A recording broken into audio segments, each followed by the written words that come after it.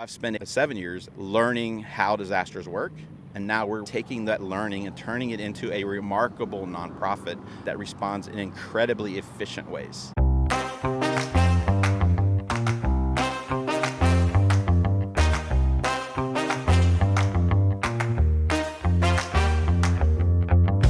Today I had the privilege to help people impacted by Hurricane Beryl with Rob Gaudet from Ground Force Humanitarian Aid.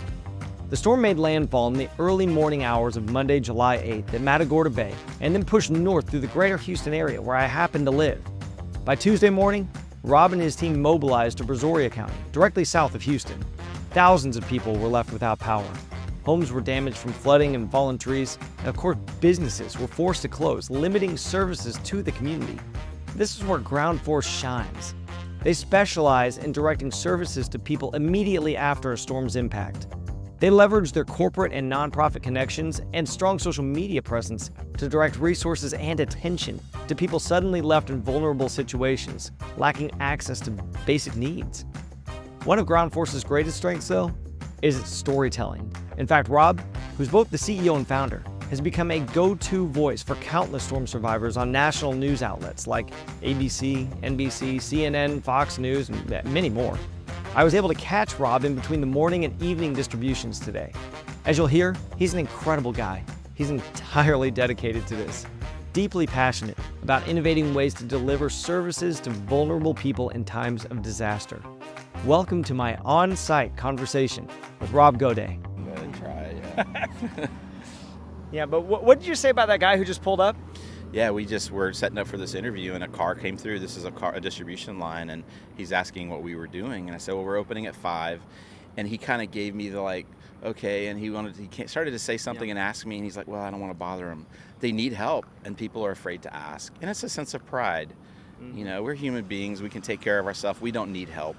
The reality is we do. When we lose everything, we need help, and we can't be afraid to ask for it. And so we try to create a safe place for people to ask for it. And you have to be empathetic, and you have to do this enough on the ground. I call it look the victim in the eye. When you do it enough, you recognize the ones that really need help. And I could see from him driving away, he really needed help, even though he's kind of young. You know, he doesn't want to ask for it, though. Yeah, you wouldn't imagine it just from seeing him on the street. You would never think that seeing him on the street. But you know, he's probably driving home to a pregnant wife who is on his butt about getting help for them, right? Yeah, no electricity. Yeah, but we're men. We have pride, and we don't want to ask for help. We'd rather hear the pregnant wife who's in 95-degree weather kind of complain to us. Yeah. So it's just so many different situations, but you learn those situations when you're here on the ground and you're looking the victim in the eye. That's what we're learning. Yeah, so Hurricane Beryl came in. It was a Category 1, I think, when it made landfall. So just enough to make plenty of havoc, but not quite enough to get the media coverage that these kind of sustained storms usually get. So what's been your experience since you got here and since you got all set up here with all the ground force set up and all that? What have you seen here in Brazoria County? Well, then I'll back up and just tell you, we were watching Beryl like everybody was, but I'm watching it thinking, where am I going to go? And so we're scanning the coast, and it shifted towards Houston, and we're always thinking Houston. But, you know, think about this. The coast is where the most of the damage is going to be. We're 6 miles from the coast in Lake Jackson, and I pegged Lake Jackson right away. Now, Houston had the most damage geographically, but from a demographic and size standpoint, this actually had a lot more damage because this is 300,000 and Houston's 18 million people. So there's about 1,000 homes that need help here. There's about 800 here. But who's getting the attention? It's Houston. Nobody's really here helping, and there's much more work here to do, much more needed to be done here just from a size standpoint. So you have to be on the ground to understand those things. A lot of disaster decision makers make those decisions remotely. They're not here on the ground. And my background is business decision making. I'm a software architect. I build enterprise business systems. Mm-hmm. And my job has been to look at how that business operates and then re-architect a better way to do business. And so that's what I've been doing with disasters. Yeah, so tell me a little bit more about your background too. So where are you coming from? You haven't been doing this your whole life. What was before this? So I started on the internet in the mid-90s, building websites. I taught myself. Before long, I became a full-fledged programmer. I'm a Microsoft.NET architect. And so my background is technology. But it's a creative engineering. I'm an architect. My grandfather, I come from a long line of architects. And I always say, you know, you walk past the building and you see the architect on the side of the building, But you don't see that on software. But it's the same discipline. It's engineering, and it has to work, just like a building has to work. But you don't know who built it. And I'm one of those guys that builds those things. 2016, Baton Rouge had massive flooding, 140,000 structures.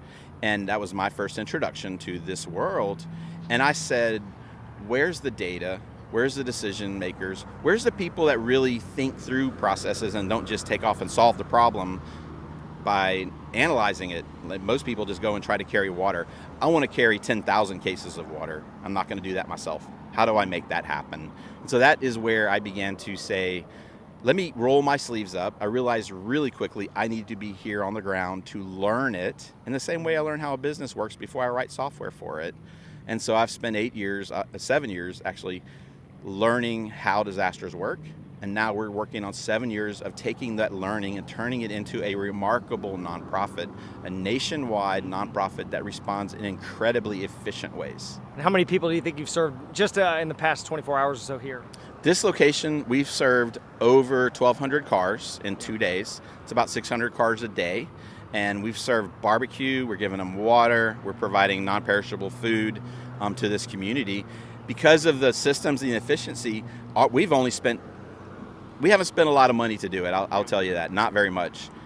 It's remarkably efficient. It's almost so efficient it's hard to believe. But we really need to scale up what we're doing. It still takes money. We're doing it a lot with volunteers and unpaid staff, but we need to take this learning and drop it into really paid professionals that can go with us when we deploy and expand this effort and be even bigger than what we're doing. Yeah. Now you commit a lot of your time, most of your time, to this, and then a lot of your personal resources, all that kind of stuff, have been dedicated toward these disaster response. Why disaster recovery, as opposed to any of the other 100 things it can go to? Disaster recovery is about helping people. My parents always said I had a servant's heart. So here I am. I coached my son's soccer team for 10 years, and that's twice a year. I just love doing it. I'm called to do it. I'm kind of the right guy with the right skill set in the right geographic location, software on the coast, and I have a giving heart, and I'm capable of doing a lot on my own. Yeah. So disasters need they need professionals that carry disaster response from disaster to disaster. A lot of times, like Brazoria County where we are, they haven't had a disaster since 2017, so they haven't had the visceral reality of dealing with it. Mm-hmm. We've done 17 in 4 years, so we've had the visceral reality and learning. When we come in, we know exactly what to do because we've seen it over and over again. But the model's kind of flipped. We're on the bottom, and these guys that really haven't done a lot of them are on top. And we got to fix that. Like, we can fix that by spreading the knowledge that we have to the American people. Every community has so many capable people that can help. We're a platform for all of those people to have their skills put to use in a disaster, and then they can go back to their life when it's done. That's what we want to do. And it's carrying the knowledge of what to do into the disaster zone, and then leaving when we're going to the next disaster and engaging and empowering the next community to do the same thing. Why do you personally want to engage so much of yourself into this? I will tell you, when I was 13, my mom took her life in Lake Charles, Louisiana. And I was fortunate. I had great, safe family and everything. But I think in a way I'm trying to save my mom again. Mm-hmm. I just have this way to understand how things work, and I see the elderly that are impacted by these disasters. I was seeing too many of them, and I did some research and realized 1 in 3 Americans is over age 60, and those folks are being impacted by these and heavily impacted by them. And I think it goes back to my childhood. Frankly, I am passionate. I just care about people. I want to see these folks get the help they need. I know we can only do so much, and that's up to people to take steps on their own. But what we do, and you can see from our things we have, is bring them hope. When we show up, their eyes light up, and now they feel like they're not alone, and they can take a step forward.